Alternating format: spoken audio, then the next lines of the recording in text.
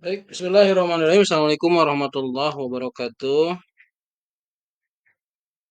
Selamat malam pada rekan-rekan mahasiswa semua. Insya Allah pada perkuliahan hari ini kita akan membahas salah satu konsep penting dalam materi statistik pendidikan, yaitu teknik penarikan sampel ya. Nanti ini nyambung juga dengan mata kuliah metodologi penelitian ya. Memahami teknik ini sangat krusial karena sampel merupakan dasar dari pengambilan data yang nantinya akan mempengaruhi kualitas hasil penelitian kita. Baik, standar kompetensi yang diharapkan dari materi kali ini adalah mahasiswa dapat memahami teknik penarikan sampel. Kemudian juga yang kedua, mahasiswa dapat menerapkan teknik penarikan sampel pada penelitian pendidikan. Baik, yang pertama kita mulai dengan memahami terlebih dahulu apa yang dimaksud dengan populasi. Populasi ini adalah ya keseluruhan objek yang memiliki karakteristik tertentu dan menjadi fokus dalam penelitian ya.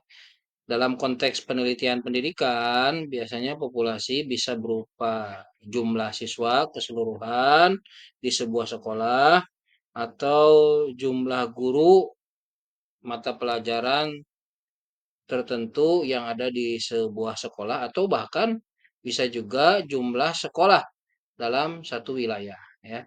Nah, menurut Suharsimi Arikunto, ketika seorang peneliti meneliti seluruh elemen populasi, maka penelitiannya disebut dengan studi populasi atau biasa disebut juga dengan sensus. Namun dalam praktek biasanya seringkali populasi ini terlalu besar untuk menjadi objek penelitian ya, karena keterbatasan waktu, tenaga, dan biaya. Selanjutnya yang kedua adalah sampel. Ya. Nah, sampel ini adalah sebagai representasi dari populasi atau keterwakilan dari populasi. Ya, karena keterbatasan tadi ya, waktu, tenaga, biaya, peneliti biasanya tidak menggunakan populasi tapi menggunakan sampel. Sampel ini diambil dari populasi. Nah, sampel itu yaitu sebagian dari populasi yang dianggap mampu mewakili keseluruhan. Sampel dipilih dengan mempertimbangkan karakteristik utama dari populasi agar hasil penelitian itu tetap valid atau bisa dipercaya. Nah, biasanya sampel inilah yang nantinya akan dijadikan dasar untuk menarik kesimpulan tentang populasi. Oleh karena itu, ya, proses pemilihan sampel ya harus dilakukan secara tepat dan sistematis. Baik, yang ketiga, yang selanjutnya adalah teknik sampling ya. Nah, teknik sampling ini sangat penting ya dalam menentukan sampel ya. Teknik sampling ini disebut juga dengan cara atau metode untuk memilih sampel dari suatu populasi ya. Secara umum, teknik sampling ini dibagi menjadi dua ya. Yang pertama ada probability sampling ya. Yang kedua ada non probability sampling. Ya, untuk probability sampling ini dibagi menjadi 4 kategori ya. Yang pertama ada simple random sampling, kemudian ada proportionate stratified random sampling, kemudian ada disproportionate stratified random sampling, kemudian ada cluster sampling ya.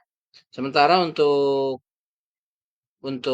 non probability sampling itu dibagi menjadi 6 kategori ya.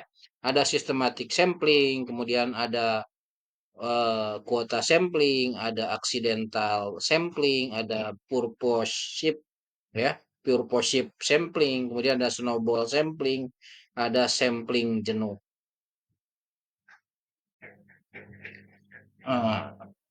Probability sampling ini adalah teknik yang setiap anggota populasi ini memiliki kesempatan yang sama untuk dipilih atau terpilih menjadi sampel ya. Jadi setiap anggota populasi itu mempunyai kesempatan yang sama untuk dipilih atau terpilih menjadi sampling ya. Teknik ini dianggap lebih ilmiah karena menghasilkan sampel yang lebih representatif ya. Tadi ada 4 cara ya untuk probability sampling. Kemudian non probability sampling ini teknik ini tidak memberikan kesempatan yang sama bagi setiap anggota populasi ya. Untuk terpilih biasanya digunakan eh, ketika peneliti ini memiliki keterbatasan atau saat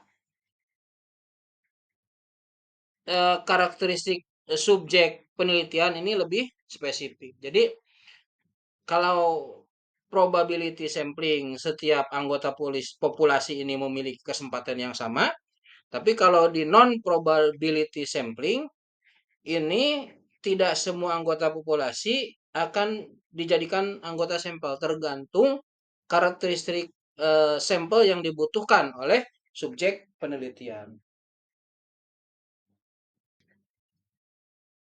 Nah ini ya, jadi tekniknya ada dua ya tadi probability kemudian juga non probability.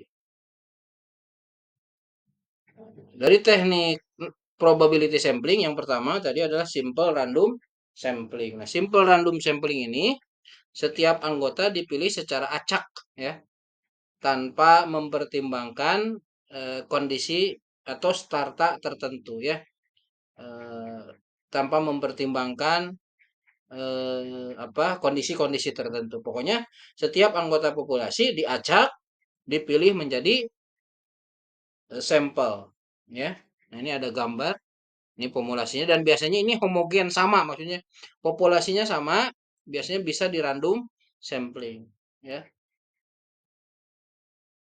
Contoh misalkan penelitian eh, terhadap siswa tentang apa? Pengaruh metode pembelajaran, ya. Metode pembelajaran, misalkan menggunakan metode ceramah. Sejauh mana pengaruhnya terhadap hasil belajar siswa. Nah, siswa ini populasinya homogen sama ya siswa SMP misalkan yang diteliti ini kan sama siswa SMP ya nanti sampelnya dipilih acak gitu ya oh dari kelas 7 misalkan 10 orang kelas 8 10 orang kelas 9 10 orang ya nah ini diacak ya dengan populasi homogen kemudian dilakukan simple random sampling setiap anggota dipilih secara acak tanpa mempertimbangkan starter tertentu yang penting homogen sama gitu ya. Nah, yang kedua adalah proportionate stratified random sampling ya. Sampel diambil dari masing-masing starter secara proporsional sesuai dengan kebutuhan. Nah, yang biasanya ini di apa ya? Ya, contoh misalkan di tempat kerja ya, di perusahaan atau di organisasi. Ya, atau misalkan guru pegawai ya, yang mau meneliti ya, ya tentang pegawai. Ada lulusan S1, ada lulusan S2, ada lulusan D3 misalnya, ada lulusan SMA. Nah, ini proportionate stratified random sampling ya. Sampel diambil dari masing-masing strata secara proporsional sesuai dengan kebutuhan. Nah, yang ketiga adalah teknik disproportionate stratified random sampling. Ya, teknik ini adalah sampel diambil dari starta secara tidak proporsional. Karena apa? Karena kondisinya memang begitu ya. Nah, misalkan S3, S2, S1 tidak proporsi ya. S3-nya hanya 4 misalkan. lulusan S2-nya 90, sementara lulusan S1-nya 800 ya. SMO-nya lebih banyak.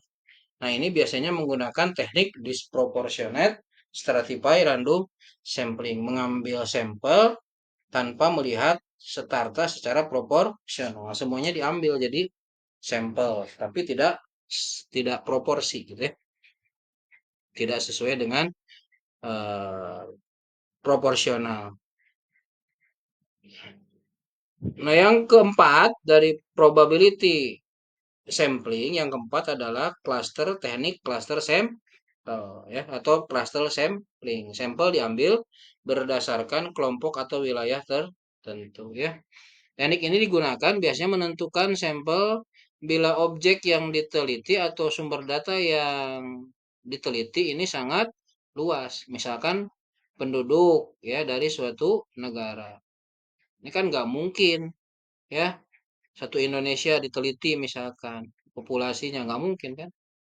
Ya biasanya diambil dari mulai provinsi ya, negara, provinsi, kabupaten. Nah, ini akan diambil sampel ya. Nah, ini semakin besar ya, populasinya besar, nanti akan dipetakan ya. Oh, provinsi ada sampelnya, kabupaten ada sampelnya, bahkan ke tingkat yang paling kecil ya. Dipilih sampel secara acak ya. Baik, selanjutnya adalah yang non probability sampling ya. Eh, yang pertama ada yang disebut dengan systematic sampling atau sampel sistematis ya. Ini adalah sampel dipilih berdasarkan urutan tertentu ditentukan oleh subjek peneliti ya. Misalkan ada 100 populasi. Nah, ini diberikan, diambil ya secara sistematis dengan misalkan kelipatan 3 ya. Jadi nomor 3, nomor 6, nomor 9, nomor 12, 15, 18 dan seterusnya. Kelipatan 3 dia akan dijadikan sebagai sampel. Jadi sampelnya sudah ditentukan berdasarkan nomor atau angka dengan kelipatan 3 ya. Itulah yang disebut dengan sistematik sampling atau sampel sistematis. Yang kedua dari non probability sampling adalah teknik sampling kuota ya, atau kuota sampling atau sampel kuota ya. Nah, ini ditentukan dulu oleh subjek peneliti berapa jumlah kuota yang akan diambil dari populasi tersebut untuk dijadikan sampel ya.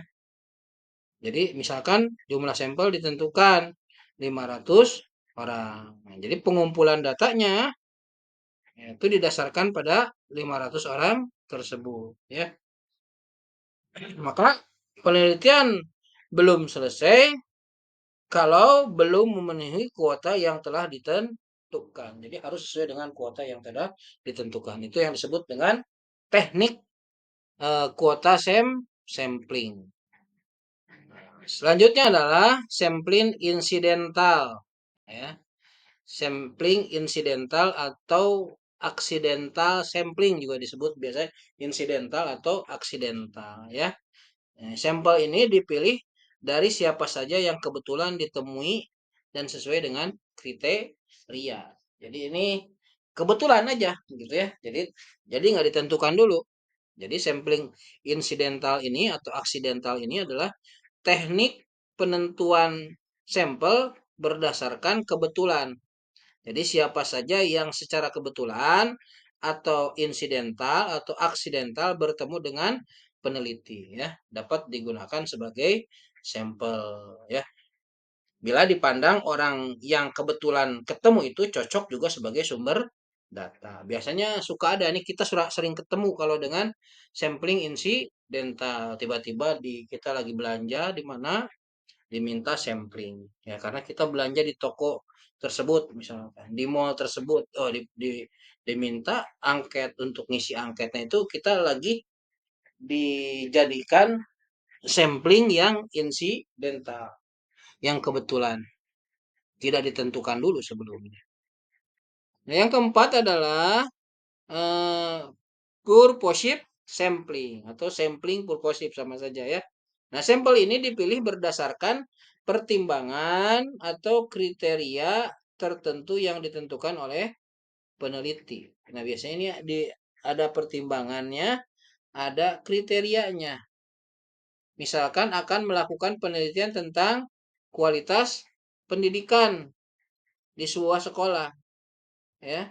Berarti yang akan dijadikan sampel itu harus orang yang mengerti tentang kualitas pendidikan di sebuah sekolah. Misalkan konsultan pendidikan atau ahli pendidikan. Kalau mau meneliti kualitas makanan, maka sampelnya ahli makanan, ya. Ahli yang mengerti tentang makanan, koki, gitu ya. Ahli gizi. Nah, ini ya.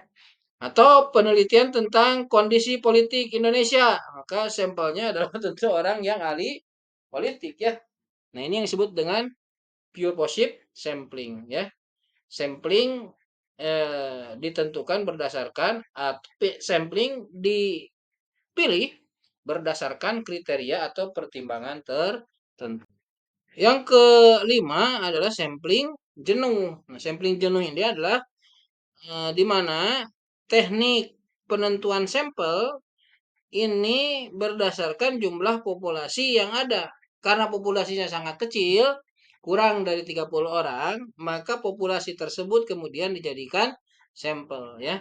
Jadi karena populasinya memang sedikit, kemudian populasi tersebut dijadikan sebagai sampel. Ini sering juga dilakukan kalau populasinya memang relatif kecil, biasanya kurang dari 30 orang, ya. Seperti itu. Yang terakhir adalah snowball sampling, ya. Snowball sampling ini adalah teknik penentuan sampel eh,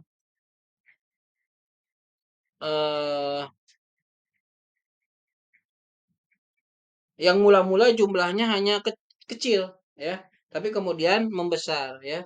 Ibarat bola salju yang menggelinding, ya. Awalnya bola salju itu kecil, tapi lama-lama karena menggelinding, menggelinding, menggelinding, lama-lama menjadi besar, ya. Dalam menentukan sampelnya begitu. Pertama-tama hanya dipilih satu atau dua orang. Nah, kemudian satu atau dua orang ini memilih lagi, ya, yang nomor satu dua orang, yang nomor dua dua orang, ya. Dan terus seperti itu sehingga jumlah sampel yang digunakan semakin banyak. Ibarat tadi bola salju, ya, yang menggelinding, makin lama menggelinding semakin besar bola saljunya. Itulah teknik teknik sampling dari non probability sampling. Nah, penutup dari saya, ya, mudah-mudahan melalui penjelasan ini, ya, mahasiswa memiliki pemahaman terhadap berbagai teknik penarikan sampel, ya.